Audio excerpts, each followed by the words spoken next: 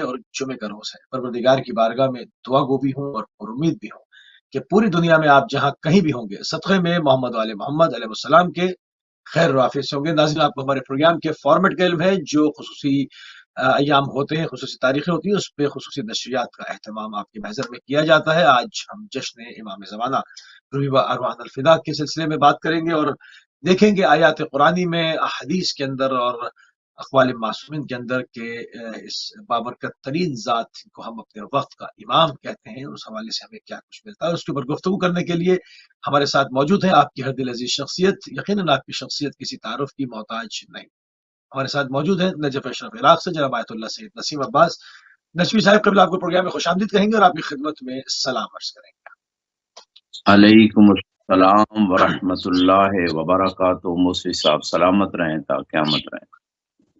جزاک اللہ قبلہ، جزاک اللہ۔ ناظرین، ہمیشہ کی طرح تھوڑی سی تمیدی گفتگو سے پروگرام کو آگے بڑھایا جاتا ہے۔ گفتگو کا آغاز کیا جاتا ہے آیات قرآنی اور امام زمانہ علیہ السلام کا ربط بیان فرما دیں قبلہ۔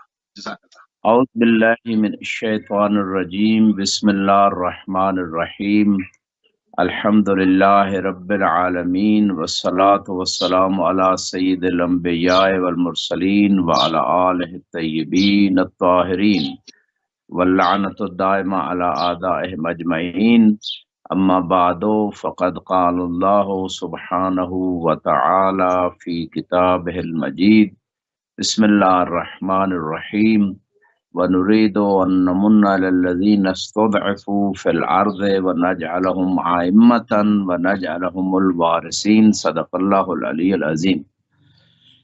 موسی صاحب، اگرچہ امام زمانہ علیہ السلام کے حوالے سے یا اہل بیت کے حوالے سے ہم بات کریں تو بہت ساری آیات قرآنیہ ان کی شان میں نازل ہوئیں اور بہت ساری ان کے دشمنوں کی مذمت میں نازل ہوئیں۔ اس پہ علماء اہل سنت نے بھی کتب تالیف کی ہیں، اور تشیع کے جو مذاہب اور مدارس ہیں اور کتب ہیں، مؤلفین نے بہت ساری تالیفات اس حوالے سے کی ہیں۔ لیکن جو بالخصوص امام زمانہ علیہ السلام سے ریلیٹڈ آیتیں ہیں، جو ان کے ظہور کے متعلق، جو ان کے اصحاب کے متعلق، جو ان کے ظہور سے پہلے کے حالات، بعد کے حالات، جناب عیسیٰ کو ان کے پیچھے آ کے نماز پڑھنا، بہت ساری چیزیں، تو یہ خصوصی جو تعلق جن آیات کا امام زمانہ علیہ السلام سے ہے، جو ابرز مصداق ہیں، اس کو بھی روایات میں ڈیفائن کیا گیا۔ بعض علماء نے 72 تک آیتیں جمع کی ہیں، کچھ نے زیادہ جمع کی ہیں، اور یہی آیت جو سرنامہ کلام قرار دی کہ ہمارا ارادہ ہے، اللہ رب العزت ارشاد فرما رہے کہ ہمارا ارادہ ہے کہ ہم ان پہ احسان کرنا چاہتے ہیں کہ جنہیں زمین میں کمزور قرار دیا گیا، ہم انہیں امام بنائیں گے اور ہم انہیں وارث بنائیں گے۔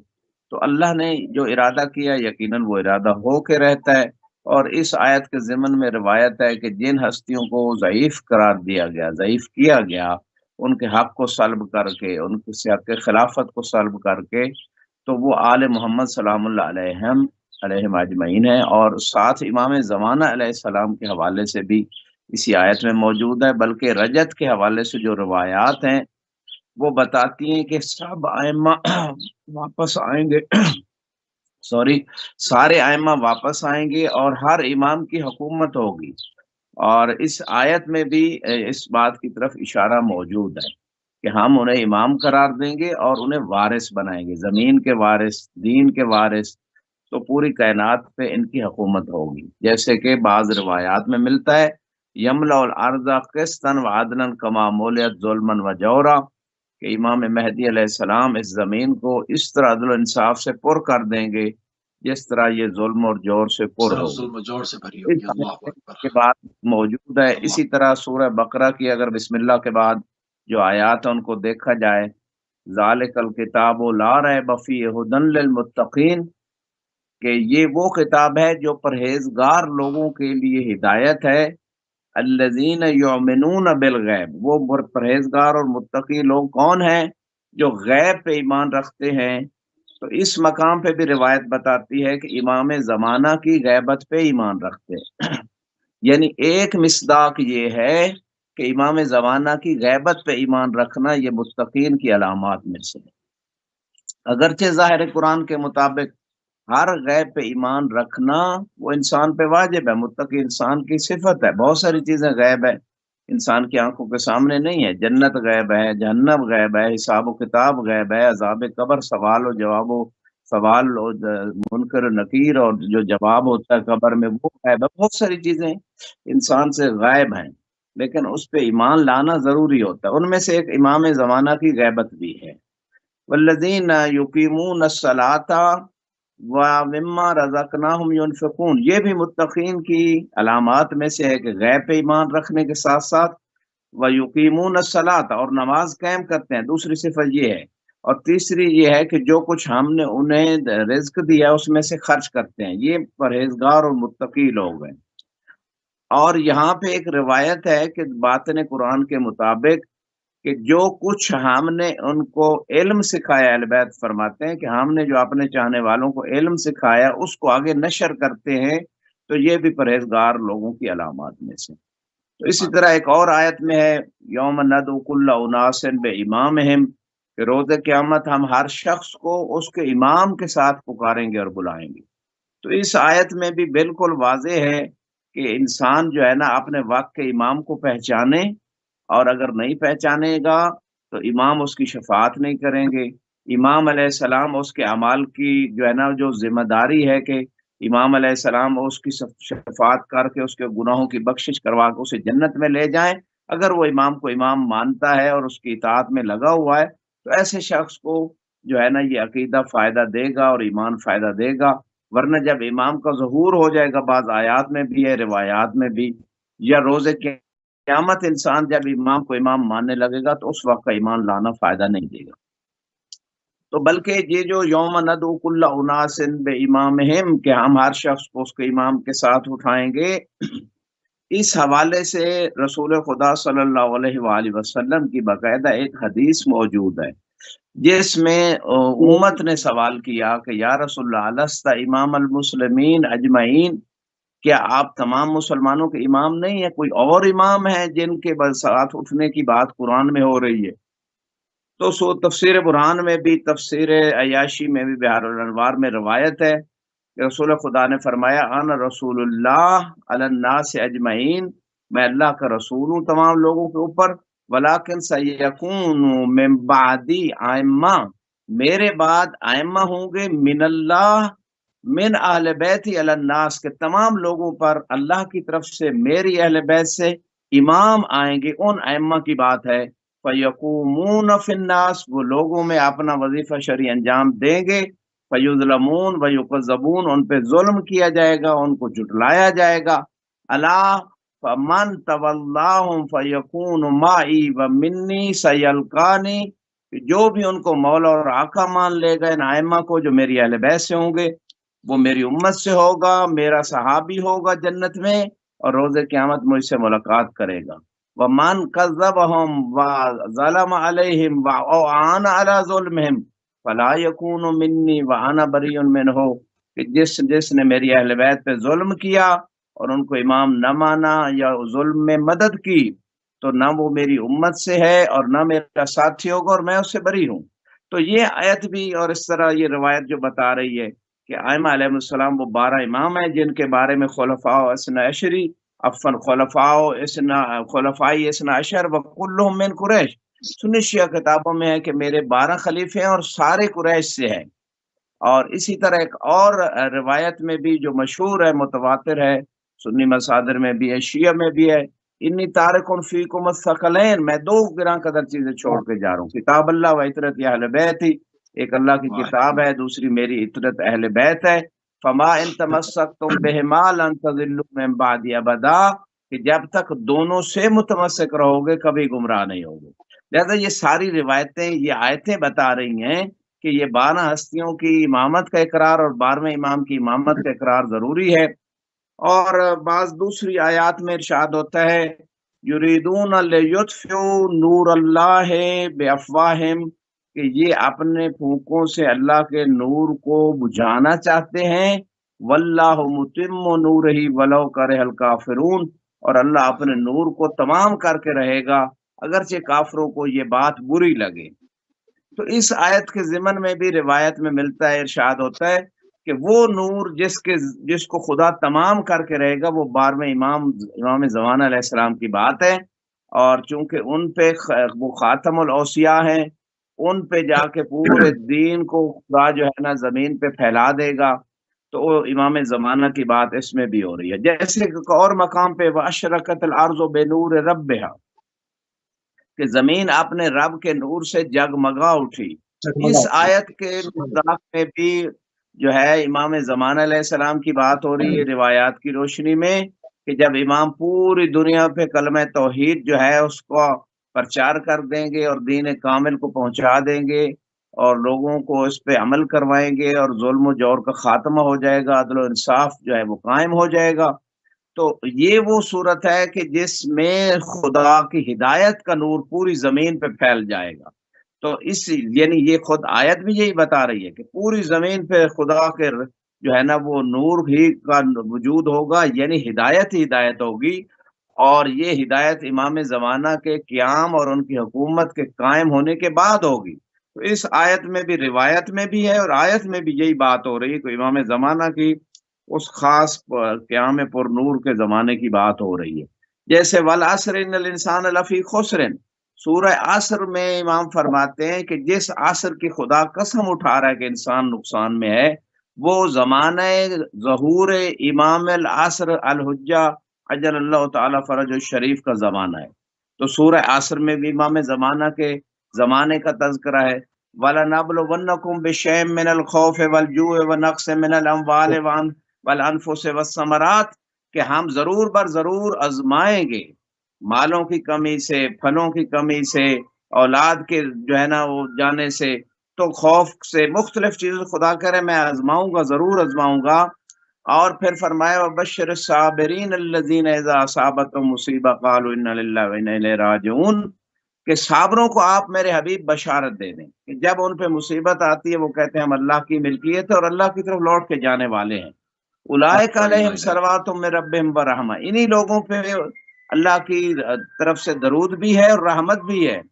وَأُولَئِکَ هُمُ الْمُهْتَدُونَ، یہی لوگ ہدایت یافتہ ہیں۔ تو یہ آیت جو ہے اس کے ضمن میں روایت میں ملتا ہے کہ یہ امام زمانہ علیہ السلام کے اصحاب کے بارے میں ہے، کہ ان کے اوپر جب مصائب آئیں گے اور وہ جو ہے نا اس پہ صبر کریں گے، تحمل کریں گے، تو ایسے لوگوں کے لیے بشارت ہے۔ تو اس طرح بہت ساری آیات جو ہے موجود ہیں قرآن کے اندر، جو ہے اس پہ باقاعدہ ایک نہیں کئی پروگرام فقط اگر ہم آیات پہ کریں، لیکن مختصر سی میں نے تبرکاً چاند ایک آیات آپ کی خدمت میں پیش کی تاکہ مومنین متوجہ رہیں اور تحقیق کریں کہ وہ کون کون سی آیات ہیں جن کا ریلیشن امام زمانہ علیہ السلام سے ہے۔ جی موسی صاحب۔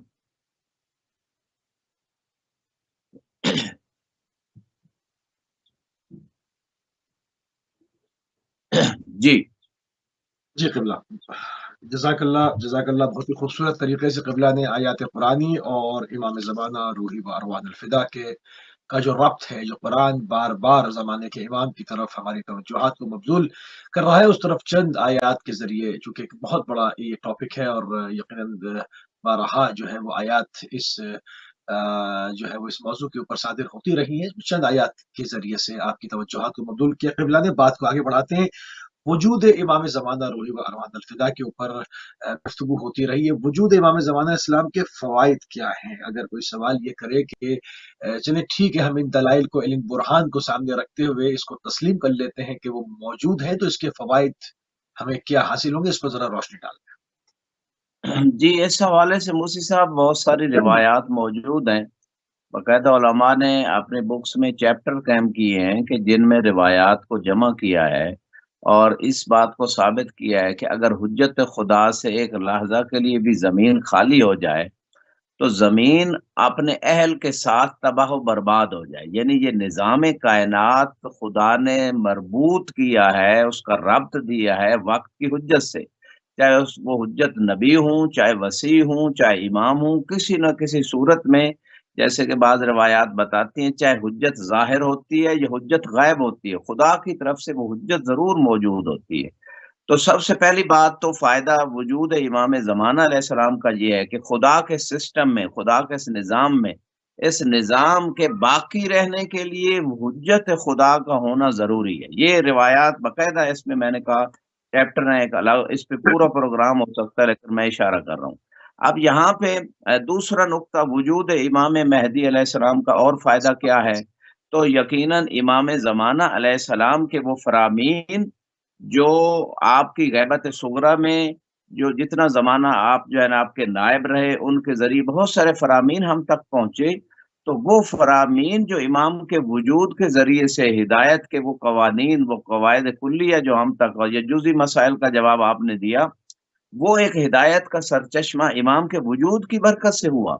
اگر امام کا اس زمانے میں وہ جو غیبت صغریٰ کا زمانہ ہے، یا اس کے بعد غیبت کبریٰ کا زمانہ بھی، تو یہ غیبت کبریٰ جو اتنی لمبی ہے، اس کے مسائل کے حل کے لیے امام وہ جواب نہ دیتے، تو شاید امت کے پاس وہ چیز نہ ہوتی ہدایت کے لیے، کہ امام تو غائب ہے۔ امام نے 4 نائب خاص بنا کے بتایا کہ جب امام یا حجت خدا غائب ہو جائیں تو اس کے کوئی نہ کوئی نائب ہوتے ہیں۔ پھر عمومی نیابت غیبت کبریٰ کے لیے ایک قانون بنا دیا، ام الحوادث الواقعہ فارجعوا فیہ الی روات حدیثنا، کہ جو نئے نئے مسائل ہوں گے اس میں ہمارے راوی جو حدیث کے ہیں ان کی طرف رجوع کرو، یعنی باقی مسائل میں بھی آپ پہلے بھی انہی کی طرف رجوع کرتے ہو، اور نئے مسائل بھی آئندہ جو ہے ان کے مسائل وہ پچھلے قواعد قوانین سے آپ کو بتائیں گے، اور وہ راوی مراد فقہا، یعنی وہ راوی جو روایت سے سمجھ کے مسئلے کا حل دے، فقی مراد ہے۔ اچھا، اب فرمایا فَإِنَّهُمْ حُجَّتِي عَلَيْكُمْ، وہ میری طرف سے تمہارے اوپر حجت ہیں، وَأَنَا حُجَّةُ اللَّهِ عَلَيْهِمْ، میں ان کے اوپر اللہ کی طرف سے حجت ہوں۔ تو یہ جو قواعد امام کے وجود کی برکت سے ایک نظام امام نے دے دیا نا امت کے لیے، قیامت تک کے لیے آپ کے مسائل کا حل کہاں ہوگا، اور کون آپ کے اوپر حجت ہے امام کی طرف سے اور اللہ کی طرف سے، یہ امام نے بتا دیا۔ تو یہ دوسرا فائدہ، ہدایت کا سلسلہ امام کے وجود اور امام کی توجیہات امام کے فرامین سے جاری و ساری ہے، اور امام نے ایک نظام دے دیا۔ ورنہ اگر امام موجود نہ ہوتے تو وہ جو الہی سسٹم آ رہا تھا، الہی نمائندہ جو ہے کیسے نظام چلاتا ہے اور اس نے کیا قانون بنائے، وہ ہمارے پاس نہ ہوتا، پھر ہم وہی کفر و ضلال اور نفاق اور شرک کے نظام میں رہتے، اور ہمیں پتہ نہ ہوتا کہ ہم نے کس طرح زندگی گزارنی ہے، کس چیز میں اللہ کی رضا ہے، کس چیز میں اللہ کی ناراضگی ہے۔ اور تیسرا فائدہ جو بعض روایات دعاؤں میں بھی موجود ہے، جیسے دعائے عدیلہ میں کچھ جملے ہیں کہ امام زمانہ علیہ السلام کے بارے میں بات جب ہو رہی تھی، اس دعا میں الخلف المہدی المنتظر الذی ببرکتہ الذی ببقائہ بقیت الدنیا، کہ جس کی بقا سے یہ دنیا باقی ہے، اگر امام باقی نہ ہوتے تو دنیا باقی نہ رہتی، یہ جملہ یہاں پہ موجود ہے۔ اور فرمائے وَبِيُمْنِهِ رُزِقَ الْوَرَىٰ، جس کے وجود کی برکت سے کائنات کو رزق مل رہا ہے، یعنی یہ بات اس دعائے عدیلہ میں بھی مفاتیح الجنان میں جو ہے موجود ہے۔ اسی طرح زیارت جامعہ کبیرہ میں بھی یہ جملے اس طرح کے موجود ہیں کہ جس امام کے وجود کی برکت سے، امام کے صدقے میں کائنات کو خدا رزق دے رہا ہے۔ اور لیلۃ القدر میں جو فرشتے اترتے ہیں، تنزل الملائکۃ والروح فیہا باذن ربہم من کل امر سلام، اچھا، یہاں تو پر ہر امر یہاں کو لے پر کے جو لوگ انکار کرتے ہیں یا امام زمانہ اسلام کے وجود کو تسلیم نہیں کرتے، اگر ان سے اس آیت کے متعلق سوال کرے کہ آخر وہ جو روح اتر رہی ہے، وہ جو پیغام لے کے اتر رہے ہیں، وہ اور سلامتی کی پوری رات ہے، یہ کس پر اتر رہے ہیں؟ کوئی دعویٰ بھی تو نہیں کر رہا۔ کوئی دعویٰ کرے کہ میں صاحب امر ہوں، مجھ پر خدا کا امر اتر رہا ہے، تو بات کوئی سامنے تو آئے۔ صرف انکار بنتا نہیں نا جب تک اس کا آلٹرنیٹ دعویٰ سامنے نہ ہو۔ تو جی اور بالکل صحیح فرمایا۔ قرآن کے ماننے والے اور قرآن کی آیت اس کا اعلان کر رہی ہے کہ بھئی ہر سال یہ رات روایتاً نہیں اس کو جو ہے وہ سیلیبریٹ کیا جا رہا، بلکہ یہ برپا ہو رہی ہے، یعنی اتر رہے ہیں فرشتے، یعنی فزیکل یہ کام ہو رہا ہے، اور کسی پر اتر رہے ہیں، کوئی ہے۔ اب آپ ادھر انکار کر دیتے ہیں تو پھر اس کا آلٹرنیٹ پیش کریں کہ کون ہے، یعنی اتر تو رہے، یہ تو طے ہے۔ اس پر تھوڑی روشنی ڈالنا جی بالکل، آپ نے بہت اچھا پوائنٹ اٹھایا کہ ہے۔ شب قدر تو ہر سال آتی ہے، اور تنزلوں جی، جو برپا ہو رہی ہے۔ عربی بڑا بھی جانتے ہیں، اصل میں تتنزلو ہے، تو یہ اس میں یعنی مضارع کا صیغہ جو حال و استقبال دونوں پہ دلالت کرتا ہے۔ تو اس میں اللہ رب العزت نے یہ قانون دے دیا کہ ہر شب قدر جو ہر سال آتی ہے اس میں فرشتے اترتے ہیں۔ تو اس میں بات یہ ہو رہی ہے اس مقام پہ کہ یہ جو فرشتے اترتے ہیں پھر کس پہ پاس آتے ہیں، وہ سارے امور لے کے، زندگی کے، موت کے، رزق کے، شادی کے، غمی کے، خوشی کے، کسی کی जॉब लगनी है, जो भी अमूर हैं दुनिया के सारे, तो इमाम अलैहिस्सलाम उन पे नजर करते हैं और फिर उनको इम्जा करते हैं, दस्तखत करते हैं, इजाजत देते हैं फरिश्तों को, तब वो जाके उसको नाफिज करते हैं। क्योंकि इमाम अल्लाह ने एक निजाम बनाया है सिस्टम कायनात में कि उमूर को असबाब के जरिए से चलाना है। पानी के जरिए से प्यास बुझेगी और खाने के जरिए से भूख खत्म होगी, हवा के जरिए से सांस चलेगा। तो ये खुदा ने एक निजाम बनाया। इसी तरह इस कायनात का निजाम चलाने के लिए फरिश्तों की ड्यूटियां भी लगाई, फरिश्तों के ऊपर उलुल अम्र का हुक्म रखा, अतीउल्लाह व अतीउर रसूल व उलुल अम्र मिनकुम, और वो उलुल अम्र के बगैर कोई फरिश्ता किसी अम्र को नाफिज ही नहीं करता। वल मुदब्बिरात अम्रन 30वें पारे में है कि वो फरिश्ते अल्लाह के हुक्म से तमाम उमूर कायनात के उसको तदबीर कर रहे हैं, लेकिन उस तदबीर को उस वक्त तक वो नाफिज नहीं करते जब तक वक्त के इमाम की इजाजत नहीं होती। तो ये सारी चीजें जो हैं, इससे हमें ये सारी बातें साबित होती हैं कि इमाम के वजूद की बरकत दुनिया के एतबार से भी है, इमाम के वजूद के एतबार, रिज़्क़ के एतबार से इमाम के वजूद की बरकत जो है वो शफाअत के एतबार से, इमाम के वजूद की बरकत जब इमाम के पास हमारे अमाल पहुंचते हैं, हर एक के अमल को इमाम देखते हैं। कुल इअमलू फसयरल्लाहु अमलकुम व रसूलुहु वल मुमिनून, अमल करो, तुम्हारे अमल को अल्लाह देखता है, रसूल देखते हैं, और मोमिनून से मुराद रिवायत में 12 अइम्मा देखते हैं। तो इमाम देखते भी हैं, इमाम के पास हमारे अमाल पहुंचते भी हैं, फरिश्ते लेके जाते हैं। तो इमाम जब देखते हैं कि किसी चाहने वाले के नामा अमाल में कोई गलतियां हैं, तो इमाम को दुख भी होता है, इमाम इस्तगफार करते हैं उसके लिए। ये इमाम के वजूद की बरकत है, इमाम के इस्तगफार से हमारे गुनाह बख्शे जा रहे हैं। और फिर दूसरी बात ये है, इस इमाम दुआ करते हैं, जो देखें जो इमाम के पैरोकार हैं, चाहने वाले हैं, उनके लिए खैर की मजीद तौफीक की दुआ करते हैं। ये इमाम के वजूद की बरकत है। इमाम के वजूद की जो बरकत में से मैं अर्ज कर रहा हूँ, बाज रिवायात में है कि इमाम से जब पूछा गया कि गैबत में आपके वजूद का क्या फायदा है, इमाम ने फरमाया जैसे सूरज अगर बादलों के पीछे चला जाता है तो फिर भी वो रोशनी देता रहता है, इसी तरह अगर इमाम और हुज्जत खुदा गैबत में चली जाए, उसके वजूद से फिर भी बरकतें मिलती रहती हैं और हिदायत के सिलसिले जारी रहते हैं। किसी को मदद की जरूरत है, उसने इमाम को पुकारा, इमाम ने किसी के दिल में उसके लिए ये चीज डाल दी कि आप फलां की जाके मसला माली मदद कर दें, या मिसाल के तौर पे उसकी मुश्किल के हल के लिए दुआ कर दी। यानी हजार हा बरकत है इमाम के वजूद से, जैसे मैंने अर्ज किया।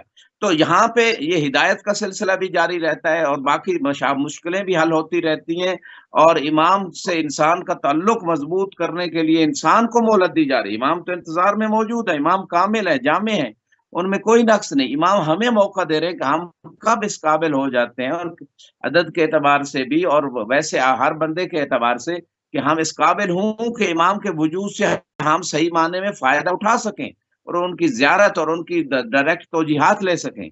तो ये सारे वो मुख्तसर से फवायद हैं जो वजूद इमाम ज़माना अलैहिस्सलाम के आपकी खिदमत में अर्ज किए हैं। जज़ाकल्लाह क़िबला, जज़ाकल्लाह। थोड़ी सी बात को मजीद आगे बढ़ाएंगे। अच्छा, मारिफत क्यों जरूरी है? क्योंकि चीजें तो देखें, कुरान ने बहरहा इसका ऐलान किया, आयात मौजूद हैं और कुतुब इस्लामिया, मैं सिर्फ कुतुब शिया अशरी की बात नहीं करूंगा, बल्कि कुतुब इस्लामिया की तमाम फ़रक़हा इस्लामिया, तमाम मकातिब, तमाम मशरब, तमाम ने किसी ने भी इमाम ज़माना रूही व अरवान अल-फ़िदा का इनकार नहीं किया, क्योंकि तवातर के साथ रसूल करीम सल्लल्लाहु अलैहि वसल्लम से रिवायात मौजूद है, आयत कुरानी इसके ऊपर सब थे। और अगर इससे और थोड़ा सा इस कैनवस को खोला जाए और हम देखें कि जितने मजहब आसमानी हैं, बल्कि और उन मजाहिब को भी जिनका आसमानी होना साबित नहीं है, वो भी एक निजात दहिंदा के कायल हैं कि कोई आएगा, कोई मसाया कहता है। मगर उन निशानियों को अगर देखा जाए, चाहे वो कलयुग अवतार के हवाले से बात की जाए या एक मसाया के हवाले से बात की जाए, अगर उस आने वाले की निशानियां देखी जाए तो वही निशानियां हैं जिनका इंतजार हम कर रहे हैं, और वो तमाम तर उन्हीं निशानियों के हवाले से मुख्तलिफ नामों से याद कर रहे हैं और एक आने वाले का इंतजार कर रहे हैं। तो इनकार तो कोई भी नहीं कर रहा।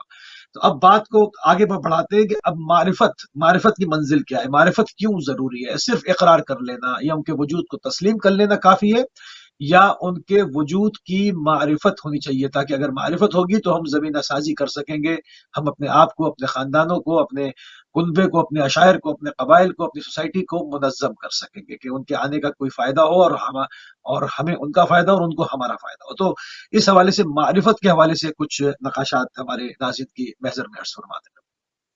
मुंशी साहब, मैं आपने बड़ी कीमती बात की। इसमें थोड़ा सा मैं एक आयत के हवाले से और फिर रवायत और कुछ पेश करता हूँ आप खिदमत में। कुरान में इरशाद होता है, वमा खलक़तुल जिन्ना वल इंसा इल्ला लियअबुदून, कि मैंने जिन्नों और इंसानों को इसलिए खल्क किया ताकि वो मेरी इबादत करें। ये ज़ाहिर कुरान के मुताबिक ये भी ठीक है, और बातिन कुरान के मुताबिक इमाम फरमाते हैं लियारिफून, ताकि अल्लाह की मार्फत हासिल करें। क्योंकि अल्लाह की मार्फत के बगैर जो इबादत होगी, वो इबादत बाज़ औक़ात ज़ाहिरी तौर पे तो इबादत है, लेकिन फ़िल वाक़े वो ज़लालत होगी, वो बिदअत होगी, वो गुमराही होगी, वो खुदा से दूर करने वाली होगी। क्योंकि जो इबादत जो है, वो मार्फत के बगैर होती है, वो उसमें बहुत सारे नक़ाइस होते हैं। तो मार्फत के साथ इबादत वो इंसान को कमाल की तरफ लेके जाती है और खुदा के कुर्ब की तरफ लेके जाती है। अब यहाँ पे बात करते हैं कि खुदा की मार्फत कैसे होगी? खुदा तो हमें नज़र नहीं आता, हम खुदा से डायरेक्ट बात नहीं कर सकते, तो कोई वसीला को हुज्जतें हैं ना जो तारुफ करवाएँगी कि अल्लाह का बेशक। मकाम क्या है, अल्लाह की सिफ़ात क्या है, अल्लाह जो है वो कितना करीम है इंसान के लिए। तो जैसे एक दुआ इमाम सादिक अलैहिस्सलाम से वारिद हुई है और हुक्म हुआ है कि उस दुआ को पढ़ा जाए, अल्लाहुम्मा अर्रिफ़नी नफ़्सक, परवरदिगार तू मुझे हमें अपनी मार्फत करा। फ़इन्नका इन लम तुअर्रिफ़नी नफ़्सक लम आरिफ़ रसूलक, ऐ परवरदिगार अगर तूने मुझे अपनी मार्फत न कराई, तो मैं तेरे रसूल की मार्फत हासिल नहीं कर सकूँगा। अल्लाहुम्मा अर्रिफ़नी रसूलक, परवरदिगार तू मुझे अपने रसूल की सही मार्फत करा। फ़इन्नका इन लम तुअर्रिफ़नी रसूलक लम आरिफ़ हुज्जतक, कि अगर तू रसूल की सही मार्फत मुझे नहीं देगा, तो मैं तेरी हुज्जत को सही तरीके से नहीं पहचान सकूँगा। व अल्लाहुम्मा अर्रिफ़नी हुज्जतक, परवरदिगार मुझे अपनी हुज्जत की सही मार्फत दे। फ़इन्नका इन लम तुअर्रिफ़नी हुज्जतक दललतु अन दीनी, कि अगर तू मुझे अपनी हुज्जत खुद जो उस ज़माने की हुज्जत है, जो वक़्त के इमाम है, अगर उसकी सही मार्फत नहीं देगा, तो मैं अपने दीन से गुमराह हो जाऊँगा। तो मार्फत जो है अगर इंसान को होगी तो सही दीन को पहचान लेगा। जैसे कि हदीस सकलैन ने भी यही बात की, किताब और अहले बैत दोनों से तमस्सुक इंसान को गुमराही से बचाता है। और फिर यहाँ पे इस मकाम पे भी यही बात हो रही है कि अगर हुज्जत खुदा की मार्फत नहीं है, तो दीन से गुमराह हो जाएगा इंसान। और मसल अहले बैत का मसल सफीनत नूह मन रकबा नजा व मन तखल्लफ अनहा गारिक व हवा, कि अहले बैत की जो है ना मिसाल वो कश्ती नूह की मानद है कि जो इसमें सवार हो गया वो जो है गर्क होने से भी बच गया और वो पार हो गया, और जो इसमें सवार नहीं हुआ वो गुमराह हो गया, वो हलाक हो गया। तो यहाँ पे ये सारी चीजें जो है ना एक ही नुक्ते की तरफ ले जा रही हैं कि मार्फत हुज्जत खुदा, मार्फत इमाम जरूरी है। यौम नदू कुल्ला उनासिर बे इमाम, जो वक्त का इमाम होगा उसके साथ उठाया जाएगा, तो उसकी मार्फत ही नहीं तो उसके साथ इंसान फिर कैसे उठेगा? और फिर इसी तरह एक हर शख्स ये कह सकता है कि हमारे ज़माने में तो ऐ इलाही तेरी तरफ से कोई हादी ही नहीं था, क्योंकि हर ज़माने में खुदा ने हुज्जत खुदा को रखा है, हादी को रखा है, चाहे वो नबी हो या वसीह नबी हो। अंत मुंज़िर व लिकुल्लि कौमिन हादिन, कि ऐ हबीब आपका काम है डराना, और हर ज़माने की कौम के लिए हमने एक अपनी तरफ से हादी करार दिया, और वो इमाम है, वक़्त का इमाम हादी है। तो मैं ये कहना चाहता हूँ मुख्तसर जो सुन्नी शिया किताबों का हवाला आप भी दे रहे थे कि एक मशहूर हदीस है, मन मात वलम यारिफ इमाम ज़मानिही मात मीततन जाहिलियतन, कि जो मर जाए और अपने वक्त के इमाम को ना पहचाने वो जाहिलियत की मौत मरता है। ये किताबुल इकबाल में सैयद इब्न ताऊस ने भी इसको लिखा, सही मुस्लिम के अंदर और किताबुल अमारात के अंदर ये रिवायत मौजूद है। मम माता वलैसा फी उनकी बैआ माता मीततन जाहिलिया, थोड़े से अल्फाज का फर्क है लेकिन यही मौजूद है। अच्छा, इसमें इसी इसमें एक तरह पॉइंट और है। बिस्मिल्लाह, आप कंप्लीट करें, फिर इसमें मैं एक पॉइंट और जी, निकालना है मुझे। इसमें बिस्मिल्लाह और जी। भी उलमा ने मुस्नद अहमद बिन हम्बल ने अपनी मुस्नद में इस रिवायत को लिखा है, मम माता वला यारिफुल इमाम माता मीततन जहलिया, कि जो मर जाए बगैर इमाम, कलमा जो उसने जिक्र किया बगैर इमाम, कि रसूल खुदा ने फरमाया मम माता बगैर इमाम, जो इमाम के बगैर मर जाए वो जहलियत की मौत मरा है। अच्छा, एक यहाँ पे क्वेश्चन है, कुछ लोग कहते हैं यहाँ इमाम से मुराद नबी हैं, वाक़ नबी। तो मैंने 3 किताबों के हवाले से शुरू में यौम नदउ कुल्ला उनासिर बेइमामिहिम के ज़िम्न में एक रिवायत पेश की। खुद रसूल खुदा फरमाते हैं, मैं रसूल हूँ और मेरी अहले बैत से अल्लाह की तरफ से लोगों के ऊपर इमाम हैं। जो उनको मौला व आका मानेगा وہ میرے ساتھ ہوگا، وہ میرا صحابی ہے، وہ روز قیامت مجھے دیکھ سکے گا۔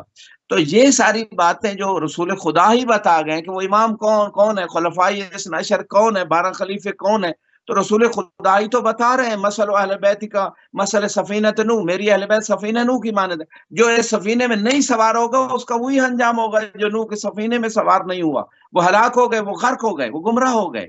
تو یہ ساری باتیں اگر جمع کر دی جائیں تو عقل مند کے لیے جو ہے نا وہ میں سمجھتا ہوں اس سے بڑی دلیلیں اور کیا ہو سکتی ہیں۔ جی مولوی صاحب آپ کچھ کہنا چاہ رہے ہیں؟ اچھا، اس میں جاہلیت کی موت کا ذکر کیا گیا ہے۔ ایک ہوتا ہے کہ جہالت کی موت، مر گیا ایک آدمی، جاہل رہا، گمراہ رہا، اس کو علم نہیں ہوا۔ ایک ہے جاہلیت کی موت، اس کے فرق کو واضح فرما دیں، بہت بہت اہم اچھا نقطہ ہے اس نقطہ میں۔ آپ نے اٹھایا ہے۔ جہلیت کا زمانہ وہ تھا جو اسلام سے پہلے کا زمانہ تھا، یعنی کفر کا زمانہ، شرک کا زمانہ تھا، ٹوٹل گمراہی کا زمانہ تھا، اس زمانے سے تعبیر کیا گیا ہے۔ یعنی وہ گویا اسی طرح مشرکوں اور کافروں کی طرح اس کو اٹھایا جائے گا جو بغیر معرفت یعنی ایمان یعنی کے یعنی یعنی دنیا سے یعنی جاتے ہیں۔ یعنی اس میں، یعنی کہنے کا مقصد میرا یہ ہے کہ ایک ہوتا ہے جو اسکول نہیں گیا، جس نے تعلیم حاصل نہیں کی، جو کسی مدرسے نہیں گیا، وہ تو ان پڑھ ہو گیا، تو اس کو یہاں کوئی جاہلیت سے ان پڑھ نہ سمجھے۔ جاہلیت یعنی اس دور میں بہت پڑھے لکھے لوگ مگر انکار کر رہے ہیں، یعنی کفر کو اختیار کر رہے ہیں دانستہ طور پر۔ اس پر تھوڑی روشنی ڈال جی بالکل، جیسے ابو جہل کی مثال لے لیں دیں۔ کہ اس نے بار بار رسول خدا سے جب معجزے طلب کیے نبوت کے لیے تو آپ نے معجزے پیش کر دی، درخت کو بلا کے ثابت کر دیا۔ انہوں نے قریش مکہ نے کہا درخت کو بلائیں تو ہم مان جائیں گے، جب بلا لیا تو کہا اب واپس بھیجیں تو واپس بھیج دیا، کہا چاند کے 2 ٹکڑے کریں کر کے دکھا دیے۔ تو پھر بھی وہ یعنی ضد پہ اڑ گئے، یعنی دلیلیں دیکھنے کے باوجود، معجزات دیکھنے کے باوجود ضد پہ اڑ جانا، یہ ہے جاہلیت موسی صاحب، جو آپ صحیح نقطہ اٹھا رہے ہیں۔ اور اب بھی لوگ اتنی دلیلیں، میڈیا کا بھی دور ہے، سنا بھی رہے ہیں، بتا بھی رہے ہیں، سرچ بھی کر سکتے ہیں دلیلیں اب جو ائمہ کی حق ہونے پہ، ان کے امام ہونے پہ، ان کے خلیفہ ہونے پہ، اور روایت اگر وقت میں گنجائش رہی تو بہت ساری روایت ہیں۔ رسول خدا نے فرمایا من انکر المہدی فقد انکرنی، کہ جس نے مہدی کا انکار کیا اس نے میرا انکار کیا۔ بلکہ بعض روایت میں فرمایا من انکرا مہدی من ولدی فقد انکرا نبوتی، اس نے میری نبوت کا انکار کیا۔ اور بعض روایات میں ہے کہ گویا ایسے ہی یہ مہدی کا انکار کہ کوئی سارے انبیاء کا اقرار کر لے اور آخری نبی کو نبی نہ مانے تو اس کے دین کا کوئی فائدہ نہیں۔ اسی طرح کوئی سارے ائمہ کو اگر مان لے اور آخری امام کو نہیں مانتا تو اس کا دین بھی بیکار ہے، یعنی اس کا ایمان قابل قبول نہیں ہے۔ تو یہ ساری چیزیں موجود ہیں روایات کے اندر، لیکن لوگوں کو توجہ کرنے کی ضرورت ہے۔ ڈاکٹر اقبال کے نواسے نے جب یہ حدیث سنی، آپ نے مولوی صاحب سے جو اپنی کتاب کسی میں پڑھ رہے تھے من مات ولم یعرف امام زمانی مات میتۃ جاہلیہ، تو وہ اس نے سوال کیا کہ میرے وقت کا امام کون ہے، میں تو جانتا ہی نہیں ہوں، میں تو جاہلیت کی موت مروں گا۔ تو اس وقت مولوی صاحب نے پردہ ڈال دیا، تو پھر اس نے اس عالم سے جا کے مختلف فرقوں سے پوچھا، جا کے علماء سے، آخر وہیں سے جواب ملا جو اہل بیت کے در پہ جھکا ہوا عالم اور علم لینے والا تھا، تو پھر وہ شیعہ ہو گیا۔ اسی طرح ڈاکٹر اقبال بھی آخری لائف میں ان کے اشعار بھی بتا رہے ہیں، انہوں نے بھی حق بات کو قبول کر لیا تھا اور شیعہ ہو گئے تھے۔ جی موسی صاحب۔ صحیح، تو آگے بڑھیں گے۔ اعمال کی قبولیت، اب معرفت سے زینہ عبور اگر کوئی کر جاتا ہے تو اب باری آ جاتی ہے اس کے اعمال کرنے کی، یعنی کہ اعضاء و جوارح کے ساتھ تسلیم ہو جانے کی، کیونکہ ابھی تو ایک عقلی اور ایک مینٹل ایکسرسائز تھی نا، کہ آپ اس کو سوچ رہے ہیں، اس پر فکر کر رہے ہیں، جستجو کر رہے ہیں، ریسرچ کر رہے ہیں۔ اب جب یہ تمام چیزوں پہ آپ قانع ہو جاتے ہیں اور اس کو مان جاتے ہیں، اس پر ایگری ہو جاتے ہیں اور اس کے اوپر تسلیم ہو جاتے ہیں کہ ہاں اب یہ دماغ اس کو قبول کرنے قابل ہو گیا کہ ہاں یہ موجود ہے، اور اس کی معرفت بھی آپ نے کما حاصل کر لی، تو اب باری آ جاتی ہے انسانی بدن کی، کہ اس کی فکر کی، کہ اب وہ اس کے اعضاء و جوارح کے ساتھ ان تمام چیزوں کو پریکٹیکل کر کے بتائے کہ وہ جو چیزوں کو تسلیم کر رہا ہے عقلی دلائل کی بنا پر، قرآن و حدیث کی برہان کی روشنی میں، اب وہ اس کے اوپر عمل کر کے اس کو انجام دے۔ تو یہاں پر جب بات آ جاتی ہے کہ اعمال کی قبولیت اور امام زمانہ علیہ السلام، اس کے اوپر تھوڑی سی روشنی ڈالیں، کہ کیونکہ اب اعضاء و جوارح سے ہم نے وہ کر کے دکھانا ہے، اس کے جو پریکٹیکل، اس حوالے سے اس کی عظمت کیا ہے۔ جی بالکل، بہت ساری چیزیں ہیں اس میں، جیسے اگر کوئی بندہ عقیدہ توحید نہیں رکھتا، عمل کر رہا ہے پھر بھی اس کا عمل قابل قبول نہیں، عقیدہ رسالت نہیں رکھتا، آخری نبی کو نبی نہیں مانتا، اس کی ختم نبوت کا عقیدہ نہیں رکھتا، تب بھی اس کا عمل قابل قبول نہیں، قیامت پہ عقیدہ نہیں رکھتا، تب بھی اس کا عمل قابل قبول نہیں. اس حوالے سے بہت ساری آیات ہیں. اور اسی طرح جو ہے نا کوئی شخص اگر ائمہ کی امامت کا عقیدہ نہیں رکھتا تو تب بھی اس کا عمل قابل قبول نہیں ہے، کیونکہ یہ امامت کا عقیدہ جو ہے یہ اللہ اور رسول کی طرف سے ہے.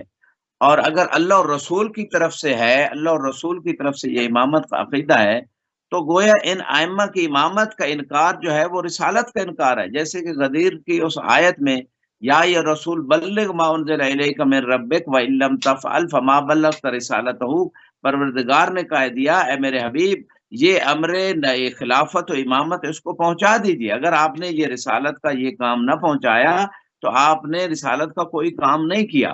تو وہ رسالت کی بقا جب 12 ائمہ کی امامت کے اعلان پہ اور اس تبلیغ پہ ہے تو کسی شخص کا کوئی اور عقیدہ بھی قابل قبول نہیں ہوگا جب 12 ائمہ کی امامت کو نہیں مانے گا. اور خطبہ غدیر ایک طویل سلسلہ ہے جو سنی شیعہ کتابوں کے اندر موجود ہے، اس میں 12 ائمہ کی امامت کا اعلان ہوا. اور شیخ صدوق نے اپنی امالی میں لکھی وہ حدیث ہے، رسول خدا کی مشہور حدیث، یا علی ان اللہ لا یقبل ایمان عبد حتی یقر بولایتک و یتبرأ من اعدائک. علی کسی بندے کا ایمان، کوئی بھی ایمان، توحید کا عقیدہ نبوت، عقیدہ قیامت، کوئی بھی قبول بھی نہیں خدا کرے گا یہاں تک کہ تیری ولایت کا اقرار کر لے اور تیرے دشمنوں سے بیزار رہے. تو یہ جو بات رسول خدا نے عقیدے کے حوالے سے بھی بتا دی کہ 12 ائمہ کو امام نہیں مانتا، عقیدہ بھی قبول نہیں ہے. اچھا پھر عمل کی بات آپ نے اس کی سوال کیا کہ عمل کے حوالے سے، عمل کے حوالے سے بھی بہت ساری روایات ہیں، بلکہ بعض زیارات میں بھی یہ بات ملتی ہے، امام زمانہ کی بعض زیارات میں، کہ کسی بندے کا عمل قبول نہیں ہوگا کہ جب تک وہ آپ کی امامت کا اقرار نہ کر لے. اور خصوصاً جو ہے اس حوالے سے زرارہ سے امام باقر علیہ السلام نے جو ہے نا فرمایا، جب زرارہ نے سوال کیا یوم ندعو کل اناس بامام مولا، یہ جو قرآن میں ہے کہ ہم روز قیامت ہر شخص کو اس کے امام کے ساتھ پکاریں گے، اس سے کیا مراد ہے؟ تو امام باقر علیہ السلام نے فرمایا زرارہ اذا عرفت امامک، تو اگر تو اپنے امام کو پہچان لیتا ہے، لم یزر کا تقدم حاض الامر او تاخر ہی، کہ اگر تو اپنے امام کو پہچان لے گا تو اس امام قائم کے جو ہے نا ظہور کا پہلے ہونا یا متاخر ہونا، متاخر سے ہونا آپ کو نقصان نہیں دے گا. اصل مسئلہ ہے اعرف امامک، تیرے اوپر جو واجب ہے امام نے فرمایا وہ اپنے وقت کے امام کو پہچاننا واجب ہے، اس کی معرفت لازم ہے. اور جب معرفت تو حاصل کر لے گا فَإِن مَاتَ قَبْلَ أَن يَقُومَ الْقَائِمُ، ہمارے چاہنے والوں میں سے، معرفت رکھنے والوں میں سے جو قائم کی معرفت رکھتے ہیں، اگر وہ مر جائے قائم کے قیام سے پہلے تو پھر خدا اسے کیا اجر دے گا؟ انہو فی عسکر ہی، اس کو ایسی اجر ملے گا جیسے امام زمانہ کی فوج کے اندر وہ موجود ہے. بلکہ انہو تحت لوائہ، اس کو ایسے اجر ملے گا گوئے امام زمانہ کے علم کے نیچے موجود ہے. تو یہ جو سارا مقام ہے یہ امام کی معرفت پہ ہے. اگر معرفت نہیں ہے اور انتظار عمل اور عمل صالح سے اور صحیح عقیدے سے نہیں ہے تو یہ سارا اجر نہیں ملے گا. اور جو شہید ہوگا امام کے ساتھ اس کو 2 شہیدوں کا اجر ملے گا. بعض روایت میں جب امام کا ظہور ہوگا تو فرشتے قبر میں جا کے کہیں گے کہ تو انتظار امام زمانہ کرتے ہوئے چلا گیا، اب امام کا ظہور ہو چکا ہے، لہذا اگر تو ان کی نصرت کرنا چاہتا ہے تو آ کے جو ہے ان کی نصرت کر سکتا ہے. تو پھر امام نے اس کے بعد ایک اور جملہ ارشاد فرمایا کہ اسی روایت کے اندر کافی کی جلد نمبر 1 میں یہ روایت ہے، امام باقر فرماتے ہیں بنی الاسلام علی 5 اشیاء، کہ اسلام کی بنیاد جو ہے وہ 5 چیزوں کے اوپر رکھی گئی ہے، الصلاۃ والزکاۃ والحج والصوم والولایہ. پہلی چیز ہے نماز، دوسری چیز زکوٰۃ ہے، تیسری حج ہے، چوتھا روزہ اور پانچویں ہماری ولایت، ہمارا بارے میں عقیدہ امامت و ولایت کو اپنانا. تو پھر زرارہ نے کہا کہ ان میں سے کون سی شے سب سے افضل ہے؟ قال الولایہ، ہمارے ولایت کا اقرار یہ سب سے افضل ہے. لأنہا مفتاحہن، کہ سارے اعمال کو قبول کرانے والی چیز کا نام ولایت ہے. اگر یہ ولایت نہیں ہوگی تو کوئی عمل قبول نہیں ہوگا، نہ نماز، نہ روزہ، نہ حج، نہ زکوٰۃ.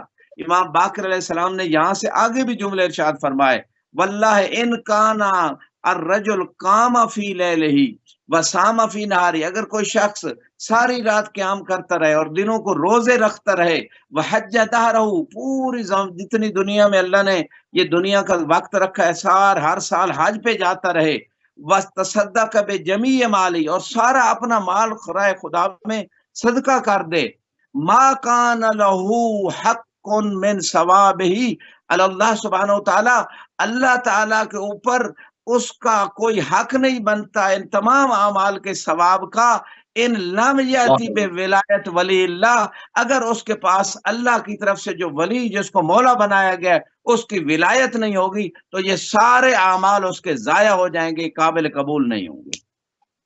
अल्लाह अकबर, अल्लाह अकबर। अमाल के बाद आगे बढ़ते हैं क़िबला, और थोड़ा सा रोज़ क़यामत, क्योंकि जजमेंट डे का मामला है और उसके बाद ही तमाम तर फैसला हो जाना है, तो रोज़ क़यामत और इमाम ज़माना के रब को भी यहाँ पर बयान फरमा दें। अब वो अमाल भी कर चुका और अब वो दाखिल हो गया रोज़ क़यामत के अंदर। एक सालिक मौजूद है, तो उसका वहाँ क्या मामला होगा? जी बिल्कुल, अभी भी मैंने थोड़ी देर पहले एक आयत पढ़ी, यौम नदू कुल्ला उनासिन बेइमाम, रोज़ क़यामत हर शख्स को उसके इमाम के साथ उठाया जाएगा।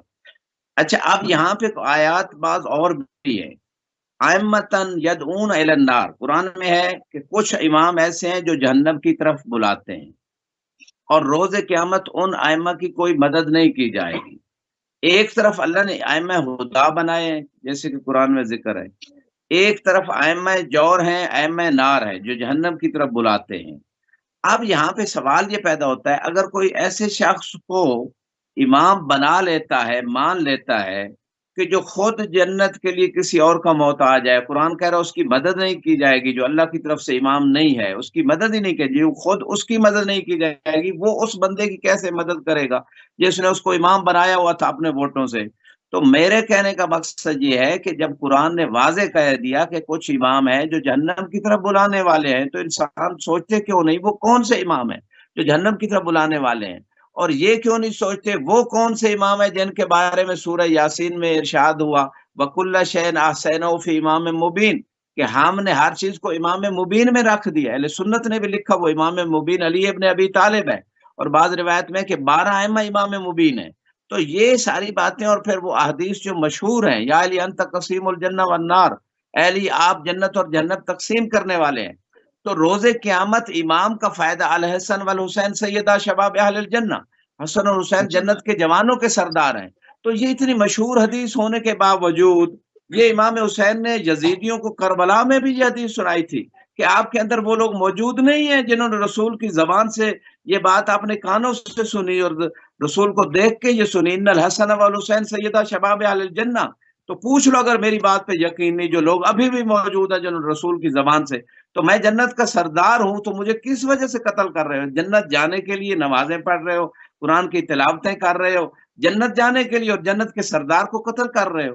तो मकसद लोगों की अक्लों पे इतने पर्दे पड़ गए, जो मौला हुसैन ने भी जुमले फरमाए थे कि मेरी वाज़ो नसीहत तुम्हारे ऊपर असरअंदाज क्यों नहीं होती, मोलियत बुतूनुकुम बिल हराम, एक तो तुम्हारे पेट में हराम चला गया है, बनु उमैया का माल हराम खा खा के, एक तो इस वजह से मेरी नसीहत तुम्हारे ऊपर अमल नहीं करती। और आज भी मीडिया पे आप देखें कितने लोग उलमा और लोग नज़बाज़ो नसीहत करते हैं, लोगों पे असरअंदाज नहीं होती क्योंकि पेटों में हराम चला जाता है। एक वजह ये, और दूसरी वजह फरमाया इस्तहवज़ अलैकुमुश शैतान, इसलिए भी यानी मौला हुसैन जैसी अतहर शख्सियत, कामिल शख्सियत, मासूम शख्सियत, जन्नत के सरदार शख्सियत नसीहत कर रहे हैं, असर क्यों नहीं लोगों पे हो रहा? फरमाया इस्तहवज़ अलैकुमुश शैतान, कि तुम्हारे ऊपर शैतान ने कब्जा कर लिया। जैसे मीडिया का अक्सर जो दौर है आजकल शैतानी दौर है, थोड़ा मीडिया है जो रहमानी किरदार अदा कर रहा है, तो वो शैतान ने लोगों के ऊपर कब्जा कर लिया, लिहाजा किसी आलिम की बात उन पे नसीहत ही नहीं, असरअंदाज नहीं होती जब इमाम हुसैन अलैहिस्सलाम की वो नसीहत नहीं ले रहे। तो ये वो सारी चीजें हैं मूसवी साहब के रोजे क़यामत सबसे बड़ा फायदा इमाम का, अइम्मा को पहचानने का, अइम्मा को मानने का, कि जब इमाम को मानेगा, इमाम के अक़वाल पे अमल करेगा तो इमाम की शफाअत ले सकेगा। इमाम अलैहिस्सलाम हर कदम पे उसकी मदद करेंगे, मौत के वक्त फरिश्तों से कहेंगे कि ये इसकी रूह को आसानी से कब्ज़ कर, कब्र में मुनकर नकीर से कहेंगे कि इसके सवालों के जवाब उसको तलकीन करेंगे जैसे बाद रिवायत में उस मुर्दे को, और जब वो उससे सवाल जवाब होंगे कब्र में तो वो तलकीन से फायदा उठाएगा, इमाम के दिए जवाब को याद करके जवाब दे देगा। फिर जब रोजे क़यामत उठेगा तो सिरात पे मौला अली बैठे होंगे, कहेंगे कि ये मेरा है इसे छोड़ दो, और ये जहन्नम तेरा इसे ले लो। और कोई ला, जैसे अबू बकर ने भी हदीस मुस्तफा बयान की है, सुन्नी किताब में मौजूद है, ला यजूज अहदुन सिरात इल्ला बिजवाज मिन अली इब्न अबी तालिब, کوئی بندہ پل صراط سے جو جہنم کے اوپر پول ہے گزر ہی نہیں سکے گا، یہاں تک کہ علی علیہ السلام کے ہاتھوں کو لکھا ہوا اجازت نامہ جب تک نہیں ہوگا۔ تو یہ ساری باتیں اگر لوگوں کو سمجھ آ جائیں، میزان جب نیکیاں تولی جا رہی ہوں گی تو اس وقت جو سب سے وزنی نیکی ہوگی وہ حب علی ابن ابی طالب ہے۔ صحیح تو عنوان ہے المومن حب علی ابن ابی طالب، رسول خدا فرماتے ہیں کہ مومن کا جو نیکیوں والا جو صفحہ ہوگا اس کے اوپر جلی الفاظ میں سب سے بڑا ٹائٹل جو اوپر ہوگا، جو سب سے بڑی چیز جو سارے اعمال کو قبول کروانے والا ہوگا، وہ علی علیہ السلام کی محبت ہے۔ تو یہ وہ سارے فائدے ہیں جو وقت کے امام کو اور ہر زمانے کے امام کو ماننے کے ہیں کہ اس وقت ہماری شفاعت کریں گے، ہماری جو ہے نا وہ ہم ہمیں پہچان لیں گے۔ ہم ان کے بے شک گناہگار یعنی اپنی طرف سے کوشش کرتے ہیں لیکن پھر بھی گناہ ہو جاتے ہیں، انسان سے غیبت، تکبر، حسد، بہت ساری چیزیں انسان کر بیٹھتا ہے۔ تو یہ ساری چیزیں جو ہیں ان کی بخشش کے لیے اور پھر ان کی شفاعت لینے کے لیے اور جنت جانے کے لیے، یعنی امام کے بغیر کوئی بندہ جنت نہیں جا سکتا، جس کا امام حق نہیں ہوگا وہ جہنم جائے گا۔ اس حوالے سے بھی روایات موجود ہیں۔ جی مصری صاحب۔ جزاک اللہ، جزاک اللہ۔ اچھا، امام کو امام المنصور کیوں کہا جاتا ہے؟ ہم زیارت کے اندر بھی اس نام سے امام کی طرف متوجہ ہوتے ہیں، الامام المنصور۔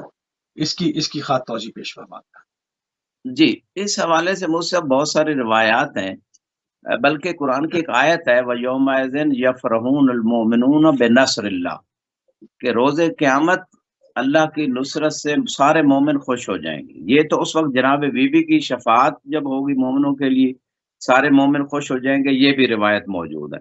اور اس آیت کے ضمن میں دوسری روایت موجود ہے کہ جب امام علیہ السلام کا ظہور ہوگا تو اللہ اپنے دین کی نصرت کرے گا امام زمانہ کے ذریعے سے، تو سارے مومن خوش ہو جائیں گے۔